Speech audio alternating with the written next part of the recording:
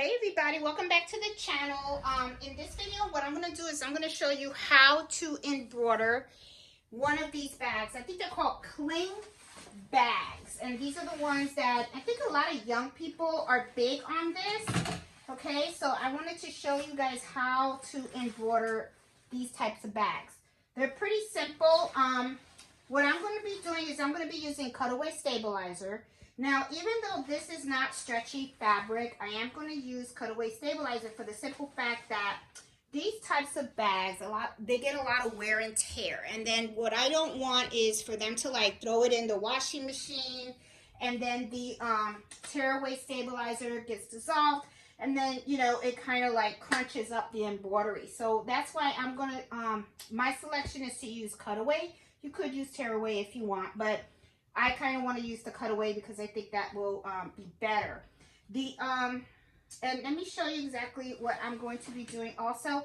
It's going to be a monogram, and this is the monogram design. It's JFL, and I'm going to show you exactly how I do this. Now, whenever you are embroidering on something like this, I highly recommend that you actually print out what you're going to embroider. The reason why I say that is so that you can actually place it where you want it to embroider, and then you can hoop it, and then you'll know exactly where it's going to be.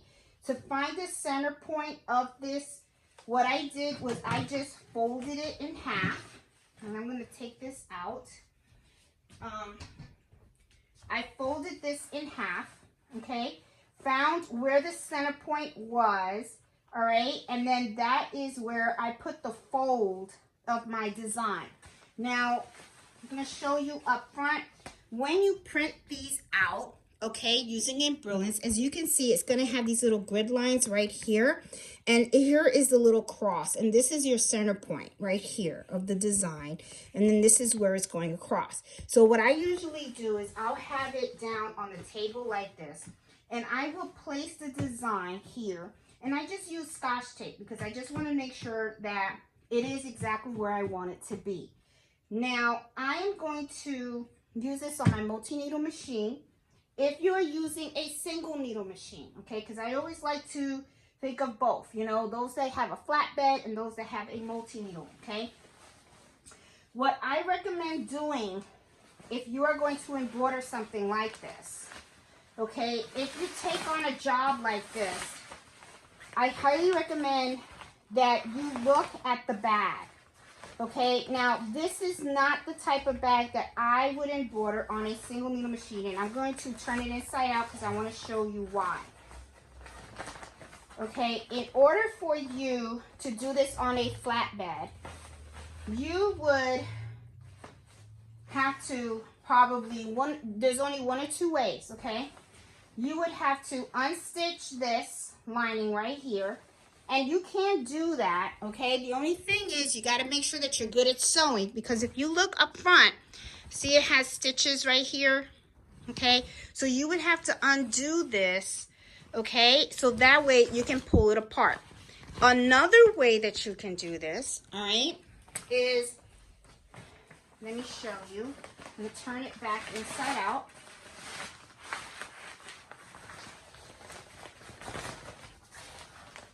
I'm kind of move the design a little bit, but that's okay. Let me show this. This is I think from 30 something or another. Okay.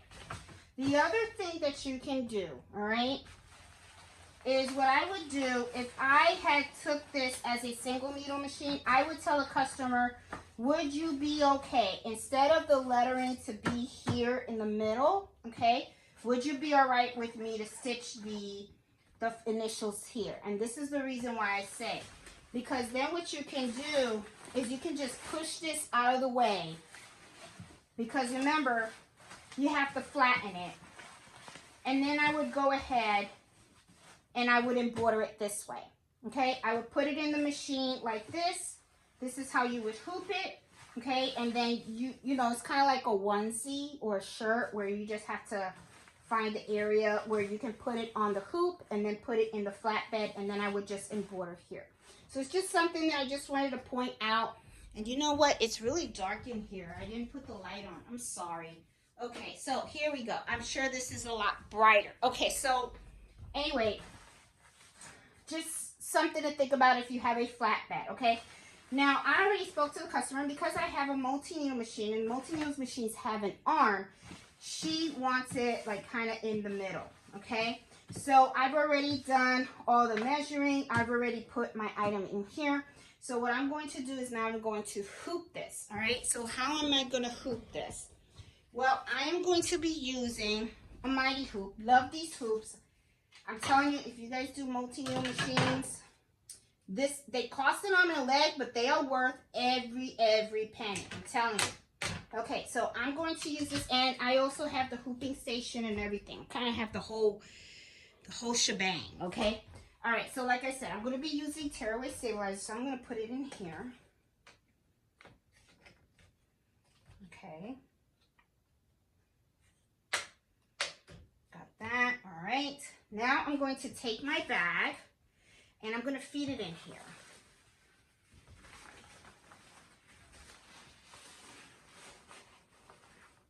Okay.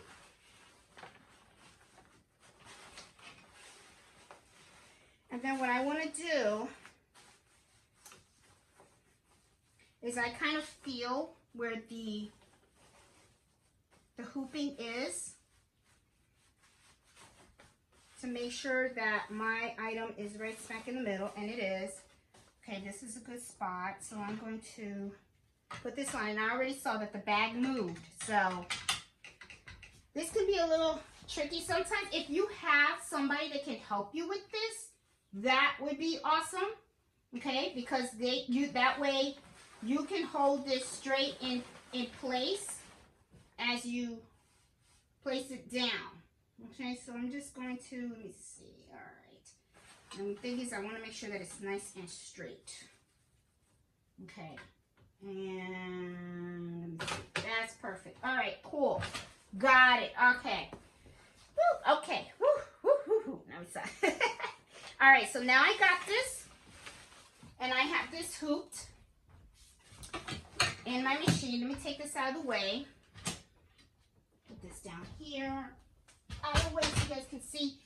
All right, so you see I have this already hooped. It's nice and snug. I have my piece of paper still in here because I want to make sure that I have this aligned correctly, okay? So now what I'm going to do is I'm going to take it over to my multi-needle machine. I'm going to use my 6-needle machine. Okay, so let me swirl or twirl you really around here. And let me move this a little bit so you guys can see what I'm doing. Oops, sorry guys. That was not good. Okay, there you go. This is where I want the camera to be. Oh, keeps twisting. I have a little tripod and sometimes it gets a little tricky here. Okay, so I have this in here. Now, this is what I'm talking about. See, when you have a multi-needle machine, you have an arm, okay? So, you know, it gets kind of like easier to do bags and stuff like that, which is why I wanted a multi-needle machine, because I like doing laptops, I like doing bags, backpacks, all that kind of stuff. And having that arm and this freedom in here, it makes it so much easier. Okay, so, got it snapped in. All right, so now what I'm going to do is I have this here. Now my machine has like a little laser, because I have this 6-needle machine is one of the things that I really like about it, is that it has a laser. The 10-needle machine does not have a laser, but it has a scanner, so it kind of helps a little bit. But what I'm going to do now, I'm going to turn, okay. I'm actually going to move my laser dot right in the center of that design. There you go. And I'm going to make sure, yep, it works perfect on the sides. That's perfect. I'm just going to make sure it's in the middle. It's smack in the middle. Once you have it aligned correctly, then you're good to go. Now I'm going to take this off. And there's some tape that's stuck in there, so let me just take off the tape. I don't like to leave anything in there. There you go. There you go. All right, took off the tape. I'm going to have a little scotch tape that got out. And now that I'm good to go, I also have this little dot. Let me take out my little dot 2. There you go. So yeah, this is a little dot. I have little dot stickers that I like to kind of like, when I'm folding it in half, to make sure that I know my half point. So I got my little green dot out. I got my little template out. And it should be a really quick video and stuff. So I'm just going to go ahead, hit embroider. Perfect. Let me see. I'm going to return though, because I do want to do a trace. I always like to do a trace to just make sure that it's not going to hit the sides or anything. And it's not. It's fine. Good to go. It's perfect. Well aligned. And now I'm just going to hit embroidery. And let's finish the product off. Here we go.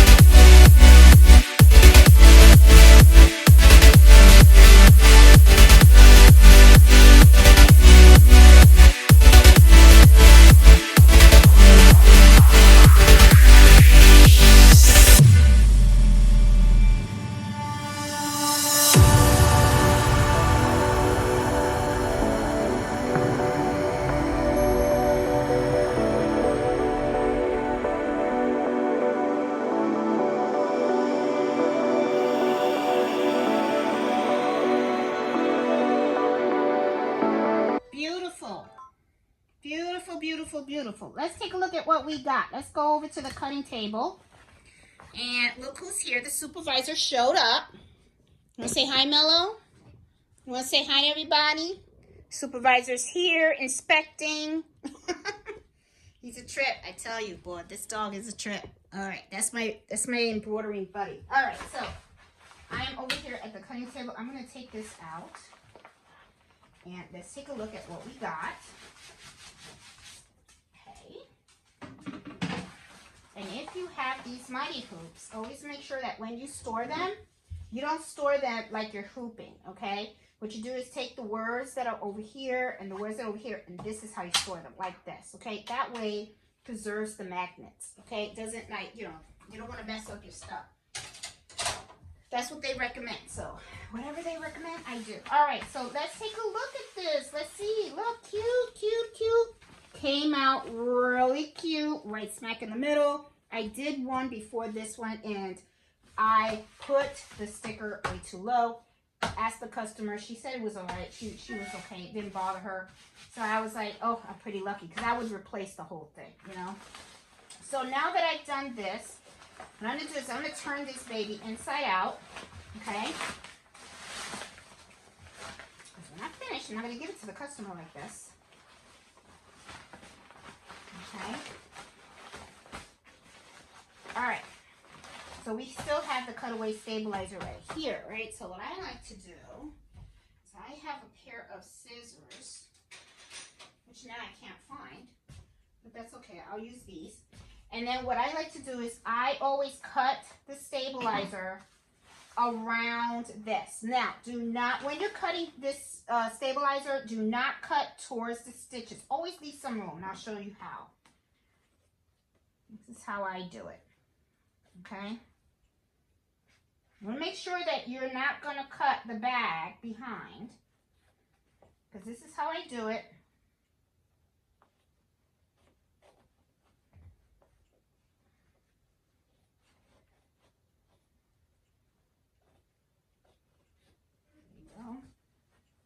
Cutting. There you go. Done. You leave it like this, okay? You don't want to cut close to the stitches, and I'm going to tell you why. I've done it. Doesn't work out. When you cut close to the stitches, you can snip a stitch, and when you snip it, then what happens is it will unravel. It may not unravel right away, but as they wash it and stuff like that, it's going to unravel. Happened to me, okay? So lesson learned, all right? So I always, now when you look at products that are embroidered from companies and stuff like that, and you see that they leave that little extra space around the stitches of what they cut, now you know why, okay? Because you don't want it to unravel on you. So here we go. Ready for the customer. There you go. Guys, came out really, really cute. Let me give you guys a close-up so you guys can see. Look at that. Nice. Really cute. I think she's going to be happy with it. So guys, I hope you liked this video. If you did, please give it a thumbs up. And if you're new to the channel, please consider subscribing. It really helps the channel out. And I do embroidery happy hour every Friday at 8 o'clock Eastern Standard Time. And I also have a Facebook group, Embroidery Happy Hour Adventures. Join the Facebook group and so that you can learn about sewing, embroidery, and even show off your projects. So I'll talk to you guys later. Hope you found this video useful. Bye.